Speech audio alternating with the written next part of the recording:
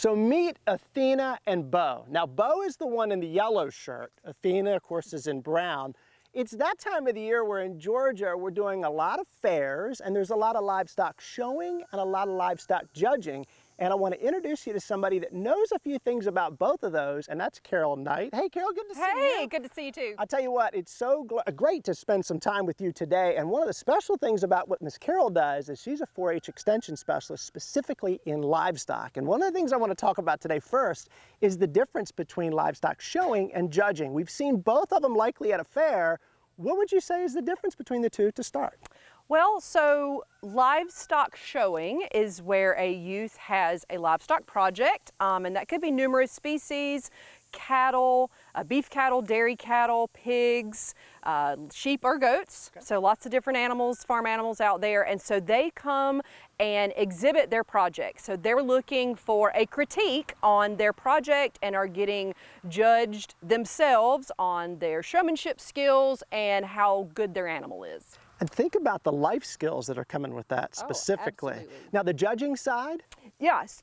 So the judging side is where the youth actually learn to critique the animals. So they are the ones judging the animals in a class and placing them, ranking them on how good they stack up for their breed and their purpose. And those kind of things, both those life skills that are being learned through that process are essential, but the idea of showing and the idea of presenting that animal in front of an audience, there's a lot of things that are going on that could create some stress. And this month, this segment is about reducing that stress on the youth, on the animal, and potentially the parents. And so what I want to do next with you is talk about preparing that individual child to present that animal before an audience, and then we're going to talk about what do you do to reduce the stress of the animal. So let's go there next. Well, Athena is being such a great guest with me today, and when you're doing livestock showing, there's probably no doubt a lot of stress involved. It's pretty stressful just right now with me holding Athena like this. And Miss Carol, if I am, as I am today, a pretty inexperienced livestock handler, what is some things that you're doing to prepare me to enter the show ring?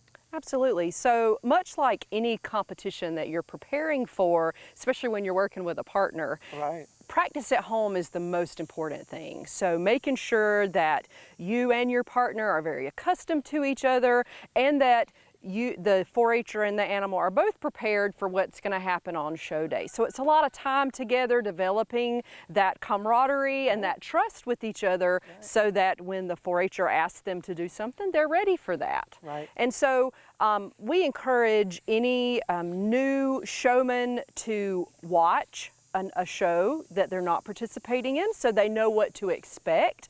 And then on show day, we often encourage those kids to watch classes before they go in the ring so they know how to go in, what the judge is going to ask them to do, so that they're prepared and they're not caught off guard by anything like that. It's going to be stressful enough, right, even when you know what to expect. And you know, something that's really special that I'm thinking about is there's attention being put on this animal, and maybe that attention is less on me as a 4-H'er, and I would think that that would make me feel better, because the attention's on the animal and maybe not on me and the snot that's running down my arm right now, you know, so that's a great thing. What I want to do next, because I want to wrap this up with you, lady, is I want to talk about animal stress and what do we do to reduce animal stress. And so I'm going to switch animals and talk about a different class of animal. I want to go and do that next.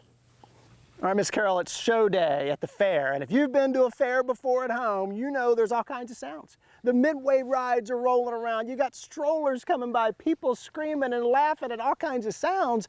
On that animal, that's a lot of stress. Oh, absolutely. What are you doing to help that 4-H agent help that youngster prepare that animal? Sure, so there's a certain amount of stress that's always going to happen when we take these animals off from their normal farm. So when we take our pigs off from the farm, it's stressful, but we do things and we teach our agents to do things to help reduce that. And so that includes keeping the animal on a routine, so feeding at consistent times, making sure that they're on a good health plan, so you want them as healthy as possible so the stress doesn't affect them as hard. For us too. You know, making sure they get plenty of water, and then also just being patient when they're at the show, because there's going to be a lot of external stimulus that affect them that you never know what to expect, and so we're going to be patient and we're going to take our time exposing them to that, and hopefully it's a good experience. And out on a farm like this, do you ever bring in extra loud noises? I mean, blow the horn in the truck, do things to get them used to that? Actually, we do. So a lot of times we'll play a radio in the barn so they get accustomed to outside noises. We walk them in different places out of the routine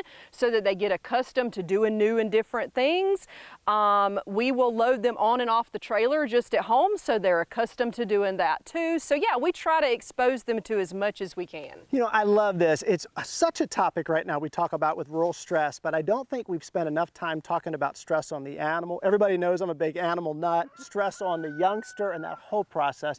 This has been really enlightening today for me. Miss Carol, thank you so much. Awesome. It's been great. I'm glad nobody got hurt out here. Animals are smiling. We had a great day together. I hope y'all enjoyed this at home. Well, you know what to do. While you're online learning more about fairs and festivals going on with livestock showing and judging, check out the Ranger Nick Facebook page, check out the Farm Monitor Facebook page, and until next time, as I always say, for the Farm Monitor, I'm Ranger Nick, reminding you as I always do, that enthusiasm is contagious. So pass it on. Y'all, thanks so much for watching. We'll see you right back here again this time next month. See ya.